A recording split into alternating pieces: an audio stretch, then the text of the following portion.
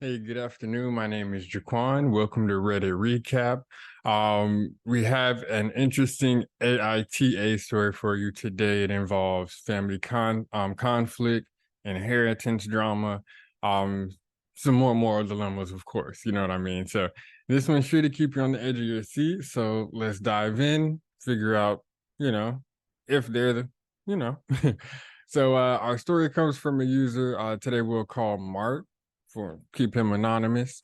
And this reads, "Hey, my name is Mark. I'm 32 years old who recently experienced a significant life event that has caused major tension within my family. A few months ago, my beloved grandmother passed away. It was a tough time for all of us, and I miss her dearly. She was an incredible woman who always had a way of bringing the whole family together. After her passing, we discovered that she left behind a will. In it, she divided her estate among her children and grandchildren. To my surprise, I inherited a substantial amount of money along with her house. My grandmother and I had a special bond, and I often helped her out with errands, home repairs, and just keeping her company. My younger sister, Lisa, who's 29, was not left as much in the will. She received some family heirlooms and a small sum of money, but nothing close to what I received. When the will was read, Lisa was visibly upset. She's always had a bit of a rocky relationship with our grandmother, but I never thought it would come to this. So, thanks. So Mark is dealing with the loss of his grandmother. Inheritance. Yeah, this it can only get more complicated from here, to be honest. Let's see. A few days later, the will was read. After the will was read, Lisa approached me and asked if we could split the inheritance evenly. She said it wasn't fair that I got so much more than she did, and she could really use the money to pay off some debts and get her life back on track. Lisa has always struggled financially, partly due to some poor decisions and partly due to some bad luck. Now, I felt bad for her, but I also felt that my grandmother had her reasons for dividing the estate the way she did. I told Lisa that I didn't think it was fair to go against our grandmother's wishes. I suggested that she use the money she received to help with her debts and offered to help her budget and find ways to improve her financial situation. Lisa didn't take this well. She accused me of being greedy and selfish and stormed out of my house. Since then, things have been incredibly tense between us. Lisa has been telling other family members that I'm hoarding all the money and refusing to help her. My parents are caught in the middle, trying to stay neutral, but clearly feeling the strain. Some relatives think that I should share the inheritance, while others believe I'm right to honor my grandmother's wishes, which I'm feeling torn and don't really know what to do. Um, wow, yeah. So this is definitely a difficult situation, especially when you're the one that's really close to your grandmother, trying to be the one to respect her wishes. Um, yeah, and his sister's financial struggles are definitely making things complicated. That is partially on her, so I don't know if she should be fully trying to take his inheritance. I mean, it was left for him. Um, but there are some updates on this story. So let's go ahead and continue and kind of see where they landed. So Mark says, after our initial conversation, he tried to reach out to Lisa to smooth things over. I invited her to coffee to talk things through. When we met, she was still visibly upset, but agreed to hear me out. I explained that the inheritance was a way for me to honor our grandmother's memory and that I believed that she had specific reasons for her decision. I also reminded her that I was willing to help her in other ways, but Lisa wasn't hearing it. She broke down in tears, saying she felt abandoned and that our grandmother never truly loved her. This hit me hard because I knew it wasn't true. Our grandmother loved us both dearly, but Lisa's relationship with her had always been strained due to misunderstandings and past arguments. As our conversation progressed, Lisa revealed more about her financial troubles. She accumulated a lot of debt from her student loans, credit cards, and failed business venture. She was desperate and saw the inheritance as a lifeline. I felt a pang of guilt, but I also knew that simply giving her money wouldn't solve her deeper issues with financial management. So I proposed a compromise. I would lend her a portion of the inheritance to help with her debts, but under the condition that she works with a financial advisor to get her finances in order.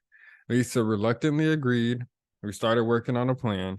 I transferred some money to her account and she set up the meeting with her financial advisor. Okay, so it looks like so far we're moving in the right direction, moving in the right direction.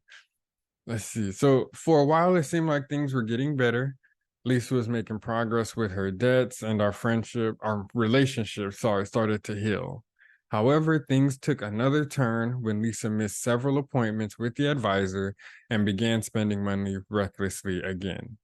She came back to me asking for more money, and when I refused, she exploded, accused me of setting her up to fail and not truly wanting to help her. Feeling frustrated and helpless, I decided to stop the financial support until she could show me that she was serious about making changes. And this led to another blowout argument, and we're barely speaking. My parents are heartbroken over the rift between us, and the family gatherings have become incredibly awkward. Okay, so this situation is definitely getting more and more complex.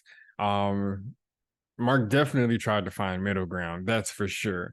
The financial guidance actually giving her money to help with those debts, but he's not just we've all heard the story, the saying, give a man a fish instead of teaching him how to fish, you know how that goes. So yeah, I definitely feel like he is not in this situation because he's done what he's needed to try to help.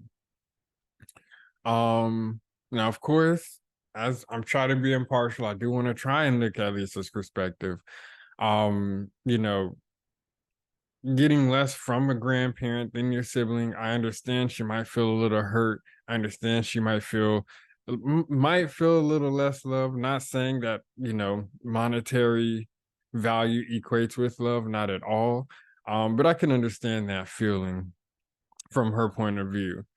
Um, but Mark is trying to honor his grandma's wishes. He didn't leave her completely out to dry. He actually tried to offer help, not just immediate help, but long-term help to make sure that not only she could get back on her feet, but she could stay efficient. Um, so yeah, I definitely feel for Mark in this situation and his parents because being pulled between two of your children, two people you love, that's gotta be hard. But I want to ask, so what do you think? Is he, in this situation for refusing to share that inheritance, or do you think he's right in his way to honor his grandmother's wishes and actually try to support her in a more structured way? The story definitely highlights some of the complexities when it comes to, dealing with death of a family member and, honoring the wishes of a loved one. So we'll definitely keep an eye out on this. If he has any updates or anything, we'd love to hear your thoughts. Of course, leave a comment. Let us know who you think is in the right, who you think is in the wrong here. If you have any similar stories, experiences, definitely feel free to share those, and we'll get into the next story. And this AITA is, am I for refusing to let my friend's boyfriend move in with us? Oh. So of course today we have this intense one. It involves friendship drama, relationship conflict. Yeah, this one I think could get you thinking a little bit. So let's dive into it. So this story comes from a user we'll call Sam. Um, and Sam writes, "Hi, I'm 27 years old, and I recently moved into a new apartment with my best friend Jenny.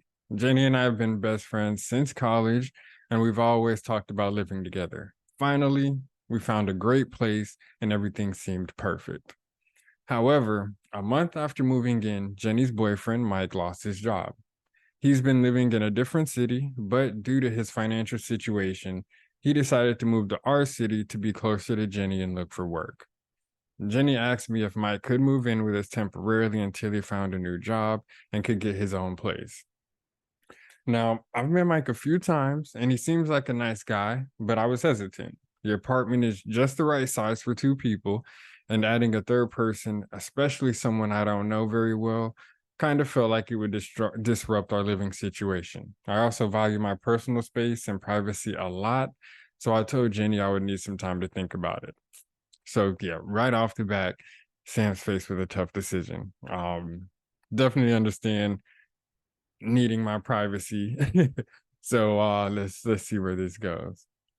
Now, after a few days of thinking it over, I decided to talk to Jenny about my concerns. I explained that while I sympathized with Mike's situation, I wasn't comfortable with him moving in. I suggest we could help him in other ways, like lending him money for a short-term rental or helping him find job opportunities. But Jenny was upset. She said I was being unreasonable, not supportive. She argued that Mike wouldn't be a burden and he would be actively looking for a job. She assured me it would only be for a few months. And despite her assurances, I stood my ground and said I wasn't okay with the arrangement. Now, this led to a huge argument with Jenny accusing me of not caring about her or her relationship. And she even hinted that if the roles were reversed, she would have let my boyfriend move in without a second thought. I felt guilty, but I also knew I needed to stick to my boundaries. All right. So yeah, the tension's definitely rising. Um, Definitely applaud Sam for sticking to her boundaries, sticking to her guns. Um, yeah, definitely. So, Sam says after our argument, things became very tense in the apartment. Janie and I started avoiding each other, and the atmosphere was uncomfortable. I tried to reach out, suggest alternatives again, but she was cold and distant. A few weeks later, I come home to find Mike in our apartment. Jenny told me he would be staying for a few days because he had nowhere else to go. I was furious, but tried to stay calm. I reiterated that this wasn't what we agreed on, and it wasn't fair to me. Mike apologized, said he didn't want to cause any trouble, but it was clear Jenny had convinced him it would be fine. Over the next few days, I felt increasingly uncomfortable in my own home. That's always a problem.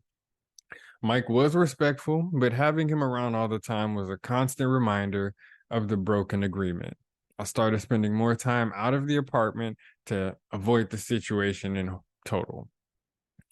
Eventually, I did reach my breaking point. I sat Jenny down and told her that if Mike didn't leave by the end of the week, I would have to consider finding a new place to live. Jenny was furious and accused me of abandoning her and being selfish. She said that I was putting her relationship at risk and making her choose between her best friend and her boyfriend. Now, feeling cornered and hurt, I did start looking for new apartments. When Jenny realized I was serious, she had finally agreed to ask Mike to leave. However, our friendship hasn't been the same since. We barely talk, and the atmosphere in the apartment is still tense. I miss the close bond that we used to have, but I also feel like I did what I had to do to protect my own comfort and boundaries. Well, like, this is a really tough situation.